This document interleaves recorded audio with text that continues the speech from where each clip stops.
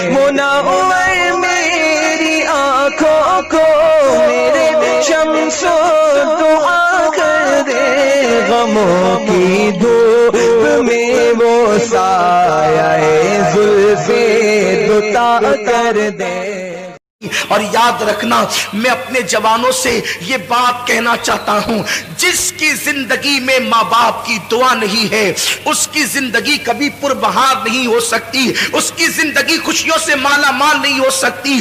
آج انسان سب کی دعا لینا چاہتا ہے، ماں باپ کی دعا نہیں لینا چاہتا، مگر یاد رکھیں آپ کے لیے کوئی بھی بڑے سے بڑا پیر، بڑے سے بڑا عالم، بڑے سے بڑا مفتی، بڑے سے بڑا خطیب، بڑے سے بڑا ادیب اگر آپ کے لیے دعا کر دے، اللہ چاہے تو دعا قبول کرے، اللہ چاہے تو رد کر دے۔ وہ قادر و قیوم بے نیاز ہے، وہ چاہے جس کی دعا رد کر سکتا ہے، اس کے لیے اس کو کوئی پوچھ نہیں سکتا، اس پہ کوئی فرض واجب نہیں ہے۔ وہ کرم، وہ قبول کرے تو کرم ہے، رد کر دے تو اس کا عدل ہے۔ اللہ چاہے جس کی دعا رد کر دے، لیکن سنو سنو، سب کی دعا رد ہو سکتی ہے، کسی کی دعا کی قبولیت کی گارنٹی نہیں ہے سوائے ایک دعا کے۔ میرے کریم آقا فرماتے ہیں کہ جب ماں باپ اپنی اولاد کے لیے دعا کرتے ہیں تو اللہ ان کی دعا رد نہیں کرتا بلکہ قبول کر لیتا ہے۔ حضور فرماتے ہیں دعا والدہ لولدہ کا دعائی لکم،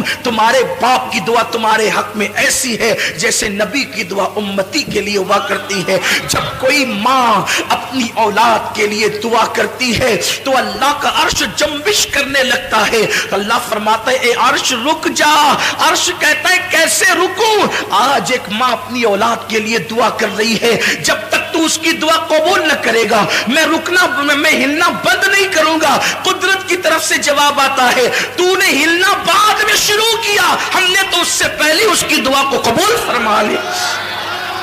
آج ہم یہ سمجھتے ہیں ہم 5 وقت کے نمازی ہے، نیک ہو گئے بہت، ماں نماز نہیں پڑھتی اس کی دعا میں کیا اثر ہو گیا؟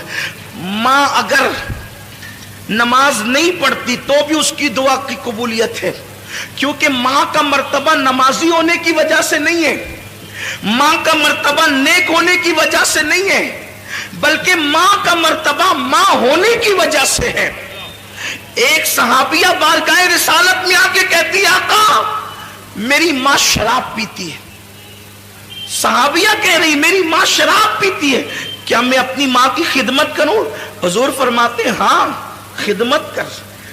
عرض کی حضور وہ شراب پینے کے لیے میخانے میں جاتی ہے، حضور فرماتے ہیں محبت سے سمجھا، اور اگر نہ مانے جب وہ شراب پی کے بے ہوش ہو جائے تو ادب سے اس کو اٹھا کر لا اور اس کے بستر پہ لٹا دے۔ یہ اسلام کی تعلیم ہے، لیکن آج ماں باپ کے ساتھ اس نے سلوک نہیں ہے۔ ماں باپ کو گھر کا کچرا سمجھا جاتا ہے، ماں باپ کو ذلیل و رسوا کیا جاتا ہے۔ یاد رکھنا ہمیشہ جوان نہیں رہو گے، جس دن تمہاری جوانی ڈھلے گی تم بھی باپ بنو گے، خواتین بھی ماں بنے گی۔ تم نے اپنی اولاد کے ساتھ جیسا سلوک کیا تمہاری اولاد اس سے بدتر تمہارے ساتھ سلوک کرے گی۔ تم اپنے ماں باپ کے ساتھ جیسا سلوک کرو گے، جیسا سلوک کرو گے، اگر ان کو ستایا اس سے زیادہ تم ستائے جاؤ گے، اور تم نے ان کی خدمت کی تو اس سے زیادہ تمہاری اولاد تمہاری خدمت کرے گی۔ یہ بڑے عظیم لوگ ہیں۔ ماں باپ کا جھری پڑا ہوا چہرہ دیکھنا وہ ثواب کا درجہ ہے کہ کسی خوبصورت کو دیکھنے پر بھی وہ ثواب نہیں ملتا جو ماں باپ کے جھری پڑے ہوئے چہرے کو دیکھ کے ثواب ملتا ہے۔ اور یہ بات ہمیشہ یاد رکھنا، جس دن یہ چہرے قبروں میں چلے جائیں گے نا، پھر ان چہروں کو ترسو گے تو یہ چہرے کبھی خواب میں بھی نظر نہیں آئیں گے۔ یہ چہرے ہر عبادت کی قضا ہے۔ میں اپنے اہل علم دوستوں سے توجہ چاہتا ہوں، غلطی کروں تو میری اصلاح کریں۔ ہر عبادت کی قضا ہے۔ عشاء نہیں پڑھی، کبھی احساس ہو گیا کہ میں نے فروری کی 2019 کی 9 تاریخ کی عشاء نہیں پڑھی تھی، زندگی میں جس دن احساس ہو جائے اس دن پڑھو، اس کی قضا ہے۔ 10 تاریخ کی فجر نہیں پڑھی تھی، جس دن احساس ہو جائے پڑھ لیا، زندگی بھر میں اس کی قضا ہے۔ ہر عبادت کی قضا ہے۔ ماں باپ کا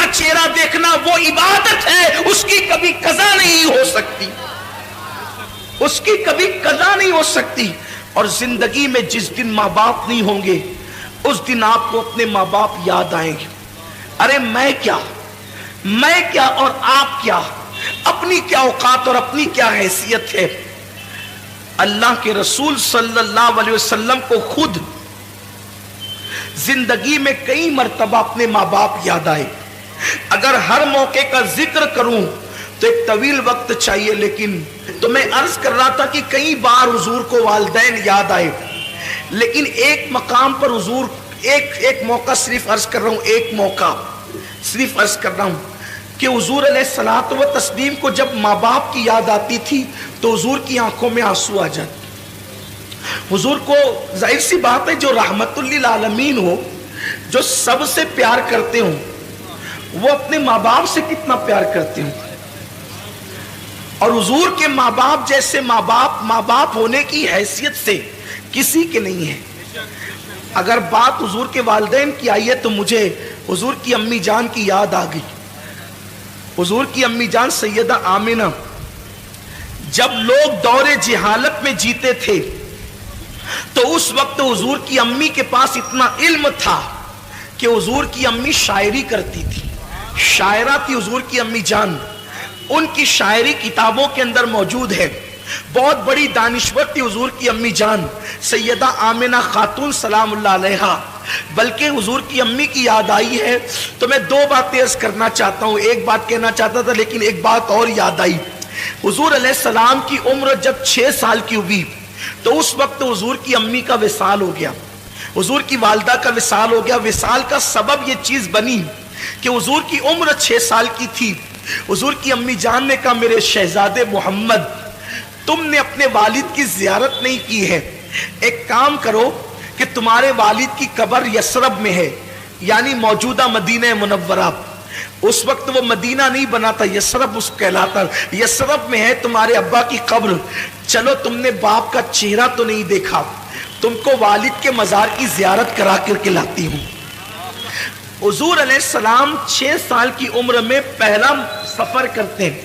حضور کا یہ پہلا سفر ہے 6 سال کی عمر میں, اور 6 سال کی عمر میں پہلا سفر حج کے لیے نہیں ہے, تجارت کے لیے نہیں ہے, نماز کے لیے نہیں ہے, بلکہ مزار کی زیارت کے لیے.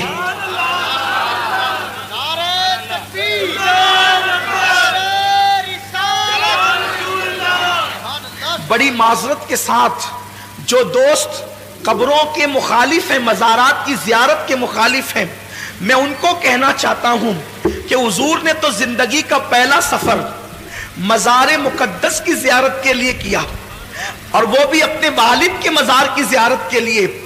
6 سال کی عمر میں حضور اپنی امی سے کہتے ہیں امی ٹھیک ہے.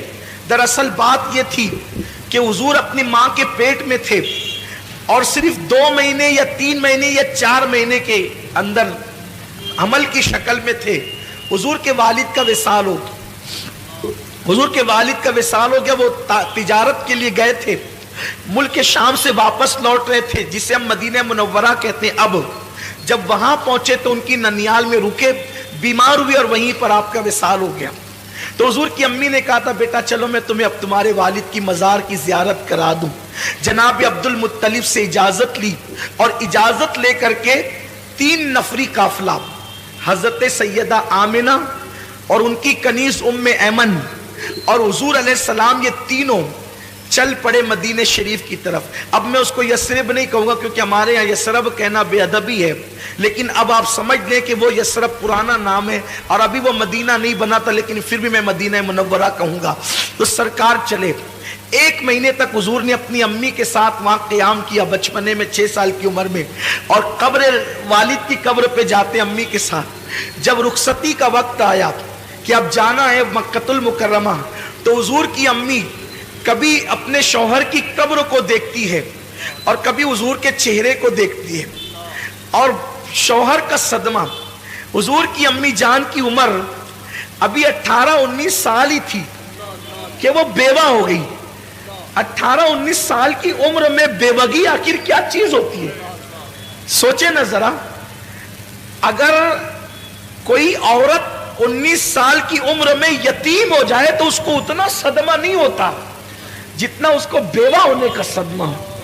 हुजूर की अम्मी बेवा हुई है इतनी छोटी सी उम्र में, और हुजूर के वालिद का विसाल इतनी छोटी उम्र में हुआ है कि उनको अभी दाढ़ी के बाल भी नहीं निकले थे, बाल निकलना शुरू हुए थे और उनका विसाल हो गया। यानी जिंदगी की मुकम्मल बहारें भी नहीं देखी है और विसाल हो गया। तो कभी शौहर की कब्र देखती है, कभी बेटे का मासूम सा चेहरा देखती है। और 6 साल की उम्र में मेरे नबी कितने खूबसूरत लगते होंगे। जिसके गालों की कसम कुरान याद करे वद्दुहा कहकर, जिसके जुल्फों की कसम याद करे कुरान वल्लैल कहकर, जिसकी मां को कुरान गोया के मतलइल फजर हक कहे। आखिर उस रसूल आजम जब बच्चे लड़कपन की तरफ जाते हैं तो बड़े खूबसूरत लगते हैं, जब जवानी की तरफ जाते हैं तो बड़े हसीन लगते हैं। आम बच्चे भी खूबसूरत लगते हैं, तो जिसकी सूरत खुदा भाती हो उसके शबाब का आलम क्या होगा। गोद में आलम शबाब, हाले शबाब कुछ न पूछ। तो कभी बेटे का चेहरा देखती है, कभी शौहर की कब्र देखती और अशार पढ़ती है शौहर की याद में, और बेटे का हाथ पकड़ करके फिर आखिरी बार कब्र देख करके निकलती है। उसी में तबीयत में तब्दीली शुरू हुई, तबीयत बदलना शुरू हुई, सफर शुरू हुआ, यहां तक के कि मकाम अबवा तक पहुंचते पहुंचते अब सफर की हिम्मत नहीं रही। तो उम्मे ऐमन से कहती है, उम्मे ऐमन अब मैं यहां से आगे जाने की मेरे अंदर ताकत नहीं है। तो उम्मे ऐमन के सहारे अपनी सवारी से नीचे उतरती हैं, और नीचे उतरने के बाद एक छोटा सा टीला था जो अब भी है, उस पर चढ़ती हैं। उस वक्त सफर में तकिया भी नहीं था, तो हुजूर ने अपने नन्हे हाथों से पत्थर तलाश किया और अपनी मां के सरहाने छोटा सा पत्थर रखा और चटाई पे मां को लिटा दिया। हुजूर की अम्मी जान लेटी हुई है और सीने के पास अल्लाह के रसूल, 6 साल के अल्लाह के रसूल जलवगर है। कभी हुजूर की अम्मी हुजूर का चेहरा देखती है और कभी उम्मे ऐमन को देखती है और रोती है। हुजूर मां को रोता देखकर रोते हैं और हुजूर अम्मी से पूछते हैं, मां तुम क्यों रो रही हो। मैं जब भी अपनी मां को मां कहता हूं तो सिर्फ इस नीयत से कहता हूं कि मेरे नबी ने आमिना को मां कह के पुकारा है, बस उस यादगार को जिंदा करना है, इसीलिए हम अपनी मां को मां कहते हैं। बस मां को मां कहने की वजह यह है कि मेरे महबूब ने आमिना को मां कह करके पुकारा है। और अल्लाह अकबर, सारी कायनात जिसको पुकारती है, सारी कायनात जिसको पुकारती है उसने आमिना को पुकारा है। ये मेरे नबी की मां की शान है, ये मेरे नबी की मां का मकाम है। हजरत आमिना खातून देखती, हुजूर कहते हैं, अम्मी तुम क्यों रो रही हो। तो उम्मे ऐमन का हाथ पकड़कर चेहरा रसूल का देखकर कहती है, उम्मे ऐमन अब मैं बचूंगी नहीं, ये मेरी आखिरी सांसें हैं। मेरा बेटा बड़ा शान वाला है, मैंने बड़े शान वाले बेटे को जन्म दिया है, इसको संभाल कर मक्का ले जाना मेरी अमानत को। आमिना खातून कहती, उम्मे ऐमन मेरा बेटा वो है कि मशरिक से लेके मगरिब तक जिसकी शान के डंके बजेंगे। अरे तकबीर! अभी लोगों को पता नहीं है, अभी लोगों को पता नहीं कि अल्लाह के रसूल है। हुजूर की अम्मी कहती है कि मेरा बेटा वो है कि मशरिक और मगरिब में जिसकी अजमत के डंके बजेंगे। अल्लाह अकबर! और फिर उसके बाद किस शान से नबी की अम्मी दुनिया से जाती है। इमाम जुर्कानी ने लिखा है कि हुजूर की नात पढ़ते हुए वो दुनिया से, हुजूर की नात, हुजूर की नात इस उम्मत में सबसे पहले हुजूर के घर से लिखी गई है। हुजूर की नात सबसे पहले हुजूर के घर से लिखी गई है। नात लिखना ये हुजूर के घर वालों का तरीका है। हुजूर के घर से हुजूर की नात सबसे पहले नात हुजूर के घर में लिखी गई। या तो हुजूर के चचा हजरत अबू तालिब ने नात लिखी, या हुजूर की अम्मी जनाब आमिना ने हुजूर की नात लिखी। अब हजरत आमिना ने क्या लिखा, हजरत आमिना के जो अशार है उसका मफहूम पेश कर रहा हूं। वो कहती हैं, हर नई चीज पुरानी हो जाएगी, हर नई चीज पुरानी हो जाएगी, हर उरूज को ज़वाल आएगा। फरमाती है मगर मुझे कोई भुला नहीं सकेगा, मुझे कोई भुला नहीं सकेगा। जरा देखे तो क्यों नहीं भुलाएगा। वहाब की बेटी है इसलिए, अब्दुल मुत्तलिब की बहू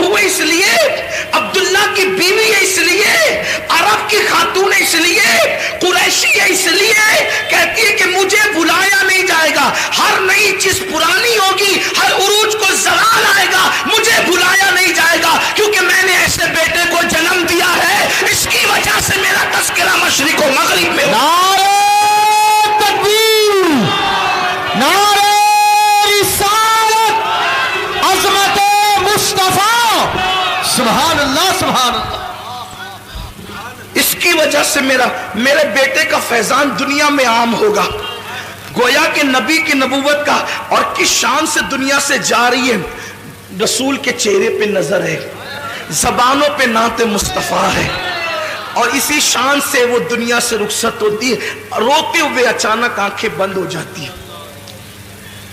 جب ماں کی آواز بند ہو گئی اور آنکھیں بند ہو گئی, حضور اپنی ماں کو ہلا کے, امی تم بولتی کیوں نہیں؟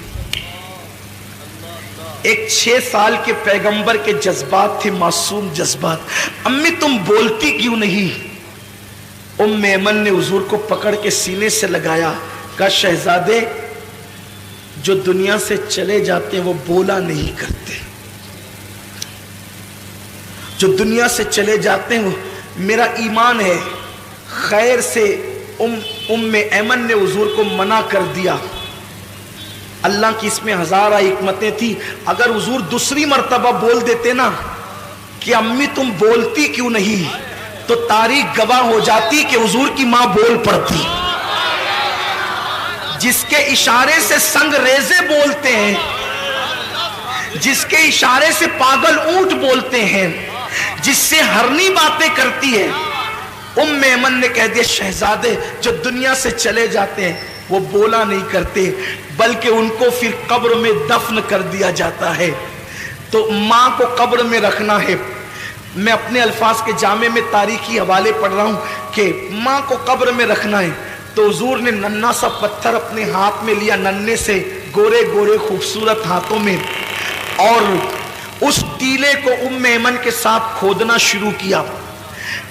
داؤد علیہ السلام کے ہاتھوں پر اللہ نے لوہے کو نرم کر دیا اور حضور کے ہاتھوں پر وہ ٹیلا نرم ہو گیا. ام ایمن کے ساتھ مل کر اللہ کے رسول نے ماں کی قبر کھودی. شاید یہ پہلی اور آخری قبر تھی جس کو رسول اللہ نے اپنے ہاتھوں سے کھودی تھی, اور کھود کر کے پھر ماں کو لٹا دیا اور مٹی برابر کر دی. ام ایمن حضور کو دیکھتی ہے اور کہتی ہے چلو مکے چلنا ہے. حضور بڑی معصومیت سے پوچھتے ہیں ام ایمن میری امی, ام ایمن میری امی. ام ایمن نے کہا شہزادے مقام ابوا میں قیامت تک تیری ماں کو ہم چھوڑ جاتے. جیسے ہاتھ پکڑا اور نیچے اتری, حضور نے ہاتھ چھڑا دیا. ام ایمن کہتی حضور نے ہاتھ چھڑا دیا اور دوڑتے ہوئے کہیں چلے گئے. میں ڈھونڈنے لگی, کہیں نہیں ملے.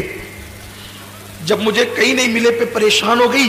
آمنہ کی امانت کہاں چلی گئی, آمنہ کی امانت کہاں چلی گئی. جب میں ڈھونڈ چکی کہیں نہیں ملے تو میں ٹیلے پہ چڑھی تو کیا دیکھا کہ حضور ماں کی قبر سے لپٹ کر رو رہے ہیں, ماں کی قبر سے لپٹ کر رو رہے ہیں. اور میں نے یہ جملے سنے کہ امی تمہیں تو معلوم تھا نا کہ سب کا کوئی نہ کوئی ہے, میرا تو تمہارے سوا اور کون ہے, تم بھی مجھے چھوڑ کر کے چلی. باپ تو پہلے ہی چلے گئے تھے, تم بھی چھوڑ کر راستے میں چلی. رو رہے تھے حضور علیہ السلام. ام ایمن کہتے میں نے اٹھایا اور کہا کہ چلیے چلیے, یہاں تک کہ حضور کو میں لے کر چلی. حضور پلٹ پلٹ کر روتے تھے اور ماں کی قبر کی طرف دیکھ. یہ ماں ہے. آج جن ماؤں کی قدر آپ کے ہمارے پاس نہیں ہے, ماں ہے. پتہ نہیں ام ایمن نے کس طریقے سے حضور کے آنسوؤں کو خشک کیا, چپ کرایا, کیسے تسلی دی, کیسے حوصلہ دیا, کیسے ہمت دی, یہ ام ایمن جانے حضور جانے. حضور بار بار اپنی ماں کو یاد کرتے رہے. ایک دن اللہ کے رسول علیہ الصلوۃ والسلام مسجد نبوی شریف کے ایک کونے میں جلوگر ہیں, صحابہ اپنے اپنے کاموں میں مصروف ہے. حضور علیہ السلام خاموش خاموش آنسوؤں سے رو رہے. حضور کی آنکھوں میں آنسو ہے. صحابہ کرام کی عادت تھی جب حضور مجمع میں ہوتے یا محفل میں ہوتے تو صحابہ حضوری کو دیکھتے رہتے. جب سرکار کو روتے ہوئے صحابہ نے دیکھا تو دوڑ پڑے حضور کی طرف, کیونکہ حضور کی تکلیف ان کو اپنی تکلیف سے زیادہ گراں تھی اور حضور کی خوشی اپنی خوشی سے زیادہ پسند تھی. میری قوم کے جوانوں, تمہارے پاس واٹس ایپ کے لیے ٹائم ہے نا, بوڑھے ماں باپ کے لیے ٹائم نہیں ہے نا آپ کے پاس. کھیلتے رہو واٹس ایپ, देखते रहो फिल्में, रात के 3-3 बजे तक फेसबुक पे टाइम पास करते रहो, दोस्तों के साथ घूमते रहो। जिस दिन तुम्हारी माँ का चेहरा कफन में छुप जाएगा, उस दिन तुम्हें एहसास होगा कि तुमने कितनी बड़ी नेमत खोई है। दुनिया की हर नेमत खो करके तुम्हें वापस मिल सकती है, लेकिन माँ बाप उस नेमत को कहते हैं जो एक बार खो जाए फिर वापस वो नेमत नहीं मिलती। उस नामुराद के दिल से जाकर के पूछो जिसके माँ बाप नहीं है और उन्होंने माँ बाप को कभी खुश करने की कोशिश नहीं की।